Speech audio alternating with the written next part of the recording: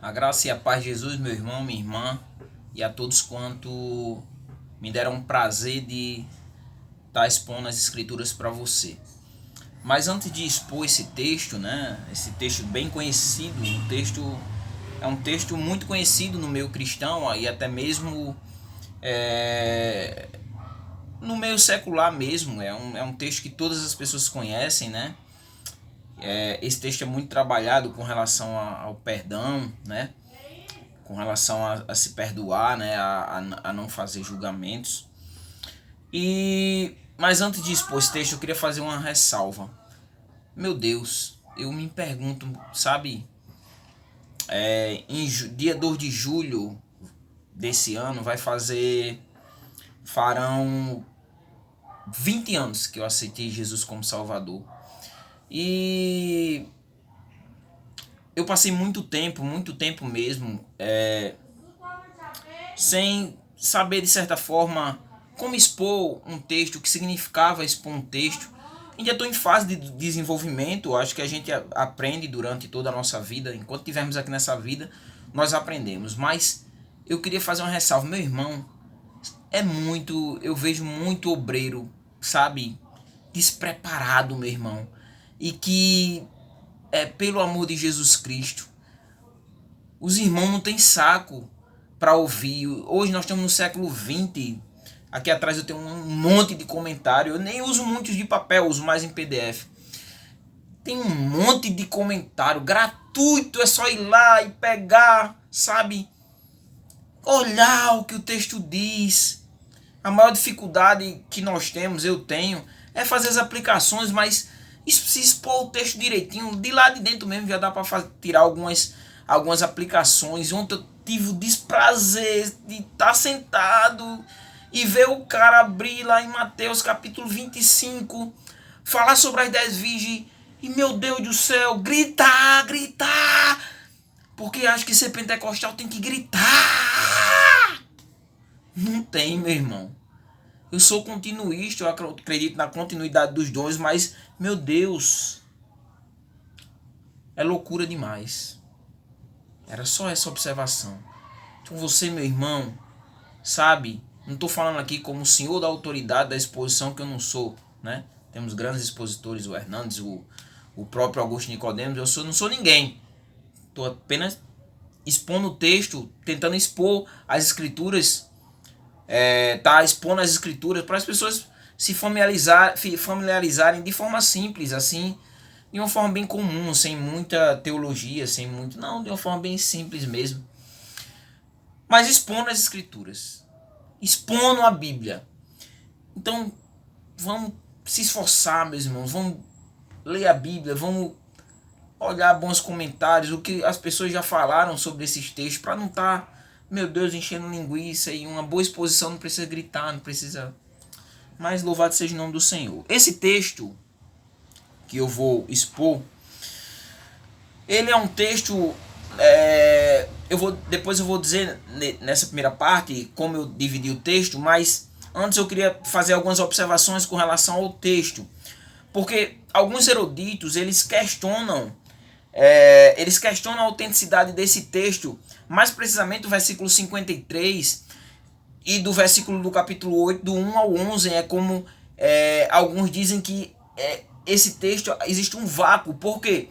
Porque alguns manuscritos mais antigos não tem essa parte do texto. Por isso aqui, por exemplo, o versículo 52 é assim: mas ele lhe respondeu.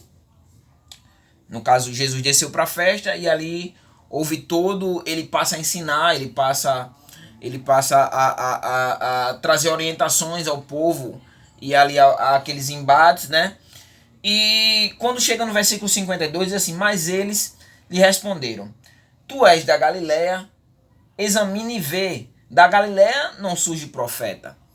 Então logo no versículo 53 diz assim: e cada um foi para sua casa. Só que no versículo 12 diz assim: então Jesus voltou a falar-lhes: eu sou a luz do mundo. Quem me segue jamais andará em trevas, mas terá a luz da vida. Então o argumento é que por esse texto não ser encontrado em manuscritos mais antigos, né, que não tem essa parte, Muitos acreditam que essa parte do texto foi introduzida por um erro de um escriba. Foi introduzida nos textos posteriores aos mais antigos. Não que isso seja tão antigo assim, como a gente vai ver, mas foram introduzidos exatamente por um erro de um escriba. Alguns eruditos eles usam esse argumento.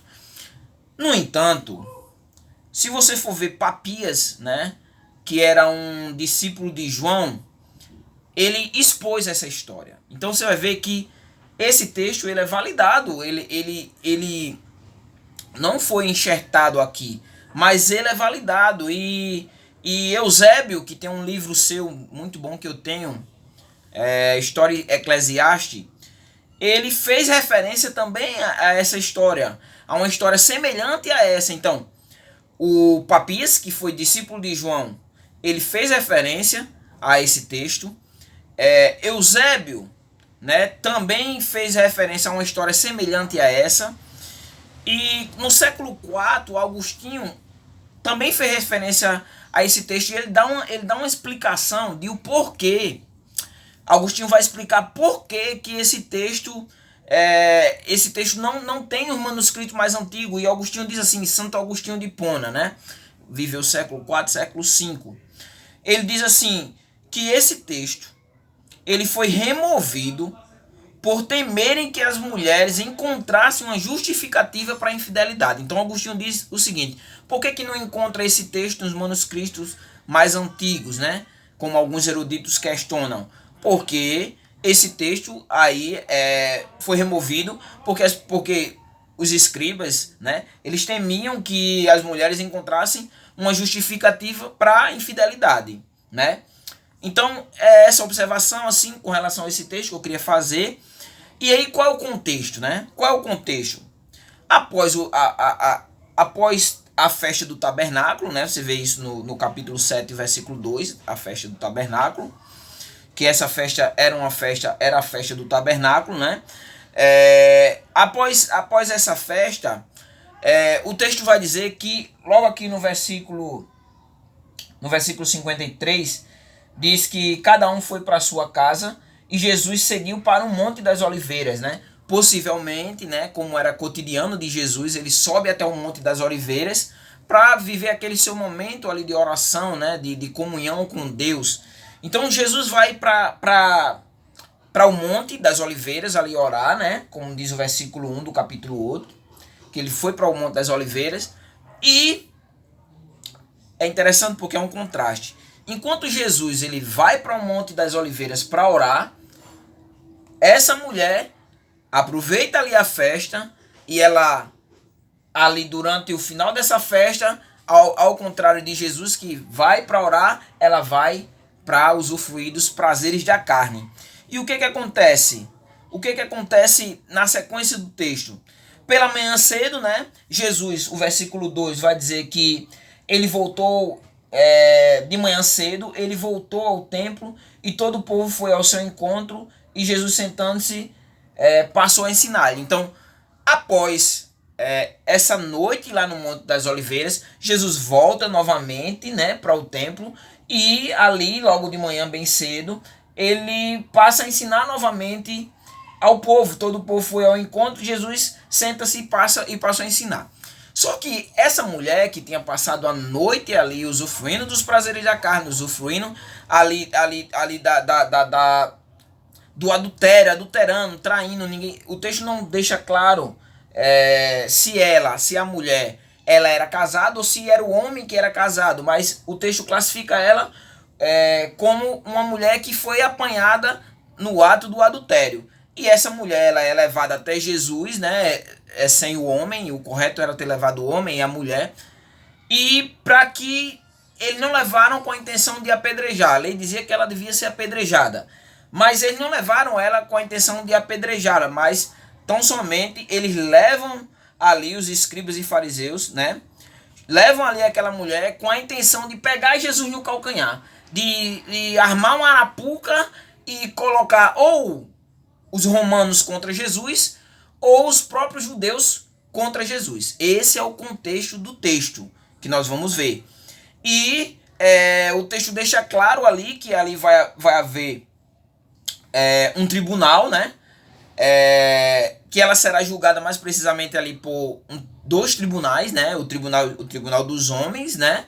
E o tribunal de Deus. E nós vamos ver o desenrolar em que vai desaguar esse julgamento. Qual vai ser o veredito desse julgamento? Culpada ou inocente? Por esses dois tribunais ela vai ser julgada e nós vamos ver qual vai ser o veredito final. Eu dividi o texto em 3 partes, né? Eu dividi o texto, a primeira parte do versículo 1 ao versículo 3, que a gente vai ver a condição dessa mulher, né? Em que condição ela se colocou. Depois, do versículo 4 até o versículo 7, a primeira parte, nós vamos ver o quanto os religiosos, fariseus, escribas, todos aqueles que estavam reunidos ali, usaram de crueldade, o quanto eles foram cruel com relação a essa mulher. Vai ser a segunda parte do texto, como eu dividi. E a terceira parte nós vamos ver a misericórdia de Jesus com relação a essa mulher. Então esse é o contexto do texto. Eu vou desenvolver progressivamente, vamos lendo os versículos e aí a gente vai vendo o que nós podemos tirar de importante dos versículos. O nome disso se chama pregação expositiva. Expor o texto. Não sou muito adepto de pregação temática, a não ser que seja doutrinária, sistemática, né? Vai trabalhar uma das 10 doutrinas principais do cristianismo. Aí eu acho que um texto só não é suficiente para você trabalhar uma doutrina. Então, mas exposição da Bíblia, eu prefiro expositivo. Não temático, textual, mais ou menos, né? De vez em quando ainda prego assim de certa forma textual, mas eu particularmente eu prefiro a pregação expositiva. E nós temos hoje como um dos maiores expoentes no Brasil, né, os dois maiores expoentes no Brasil, o Augusto Nicodemos, que nós poderíamos até dizer que é um dos papas da exposição brasileira, e o Hernandes Dias Lopes, né, que consegue viver entre os pentecostais e também entre os históricos. Então essa é a introdução. O contexto do texto é esse. E aí a gente vai desenvolver agora, nós vamos passar a desenvolver o primeiro tópico, né, que é a dolorosa condição dessa mulher. Porque a condição dessa mulher era uma condição... Porque essa mulher se encontrava ali numa situação tão difícil e de muita dor. A gente vai ver isso agora em seguida, a condição dessa mulher.